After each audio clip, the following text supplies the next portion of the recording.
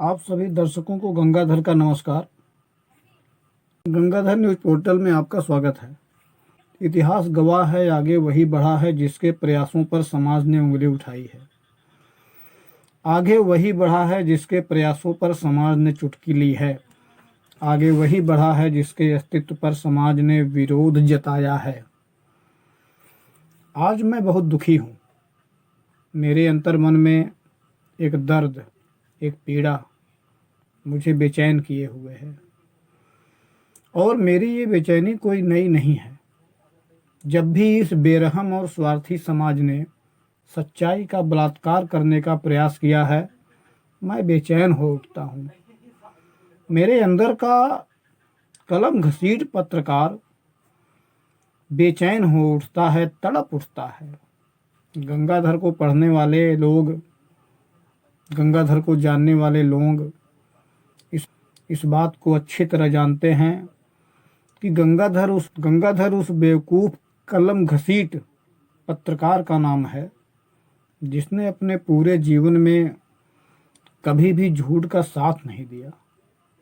सब कुछ बर्बाद हो जाए, सर्वस्व चला जाए, मगर गंगाधर सच्चाई के लिए हर समय लड़ने को तैयार रहता है।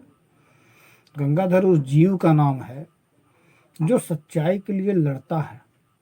लड़ नहीं सकता तो गुहार लगाता है, और गुहार नहीं लगा सकता तो फिर गंगाधर की लेखनी चित्कार उठती है।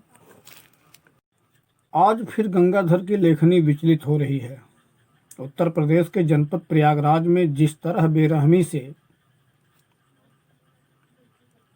थाने के दरोगा द्वारा, सराय इनायत थाने के दरोगा द्वारा 2 यूट्यूबिया पत्रकारों पर लाठियां भाजकर कानून का बलात्कार करते हुए अपना पौरुष दिखाया गया, उससे गंगाधर बेचैन है साहब।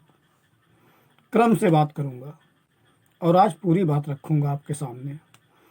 यूट्यूबिया पत्रकार, यह शब्द सुनकर कुछ लोगों को हंसी आती होगी, मगर आने वाले समय में, भविष्य में यूट्यूब के पत्रकारों का ही जलवा होगा। यह गंगाधर की भविष्यवाणी है। आज जिसे जितना हंसना है हंस लो। मैं सन 2006 से पत्रकारिता कर रहा हूँ।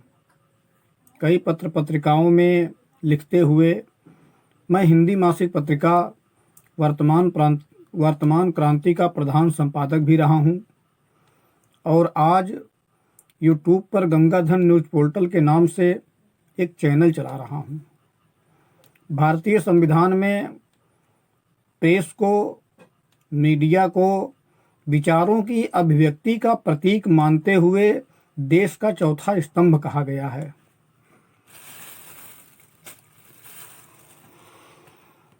भारत का पहला हिंदी अखबार उदंत मार्तंड 30 मई सन 1826 में कलकत्ता में एक साप्ताहिक पत्र के रूप में शुरू हुआ था।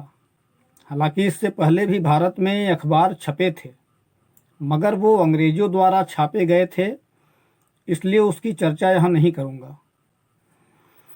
बात करते हैं प्रेस काउंसिल ऑफ इंडिया यानी भारतीय प्रेस परिषद की स्थापना की। भारतीय प्रेस परिषद की स्थापना 4 जुलाई सन 1966 में हुई। हालांकि संविधान में प्रेस या मीडिया की स्वतंत्रता का कहीं कोई सीधा उल्लेख नहीं किया गया है, मगर अनुच्छेद 19 में दिए गए स्वतंत्रता के मूल अधिकार को प्रेस की स्वतंत्रता के समकक्ष माना गया है। अब बात आती है कि जब प्रेस परिषद की स्थापना सन 1966 में हुई, तो क्या उससे पहले प्रेस में काम करने वाले लोगों को पत्रकार नहीं माना जाता था? लोग पत्रकारिता नहीं करते थे, लोग सच्चाई नहीं दिखाते थे, लोग लिखते नहीं थे। और अगर 1966 से पहले ये सब होता था, तो क्या उन्हें फर्जी कहा जा सकता है? क्या उदंत मार्तंड और तमाम तत्कालीन अखबारों को आज कोई फर्जी कहेगा? फिर आज यूट्यूब पर समाचार चलाने वालों को फर्जी क्यों कहा जा रहा है? क्या सिर्फ इसलिए कि भारतीय प्रेस परिषद में यूट्यूब के पत्रकारों के लिए कोई गाइडलाइन नहीं है?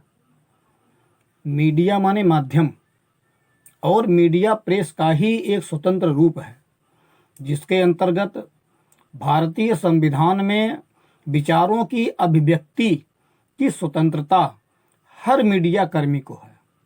आवश्यकता आविष्कार की जननी होती है। यह स्वतः सिद्ध सिद्धांत है। 1826 या कहिए कि उससे भी पहले से प्रेस के कार्य हो रहे थे।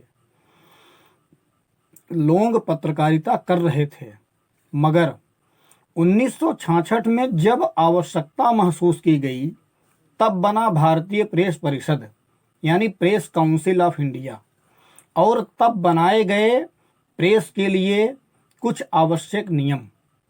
बिल्कुल उसी तरह यूट्यूब पत्रकारिता को लेकर हम यह समझ सकते हैं कि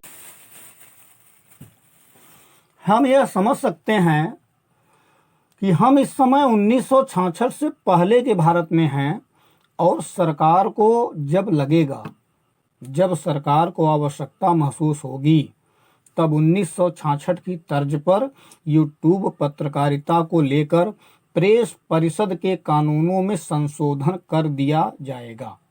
अब आप बात को समझिए, उस बेवकूफ़ी भरे भाव को समझिए जिससे प्रेरित होकर पत्रकारिता की शुरुआत से लेकर आज तक अपनी चाय पीकर, अपना पान खाकर, गाड़ी में अपने पैसे का पेट्रोल भरवाकर दूसरों के साथ हो रहे अन्याय के लिए प्रयास करने वाला ही एक सच्चा पत्रकार कहलाता है।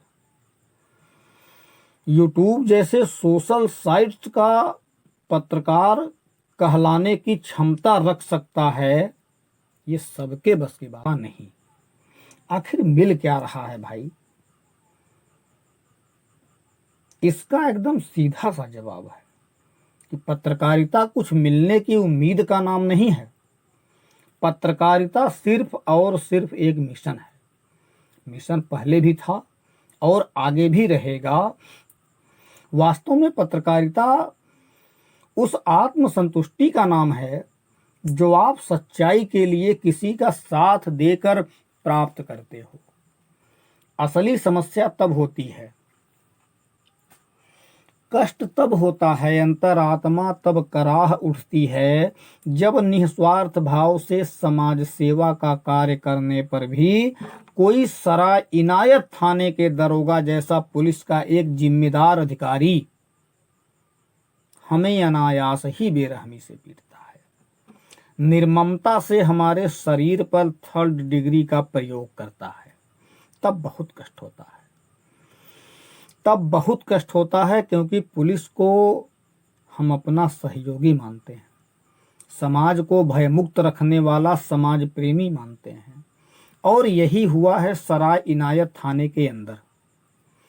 सराय इनायत थाने के अंदर विगत शुक्रवार को जहां 2 यूट्यूब चैनल के पत्रकारों को पुलिस ने बेरहमी से मारा, वहीं एक पत्रकार की गर्भवती पत्नी को भी मारा गया।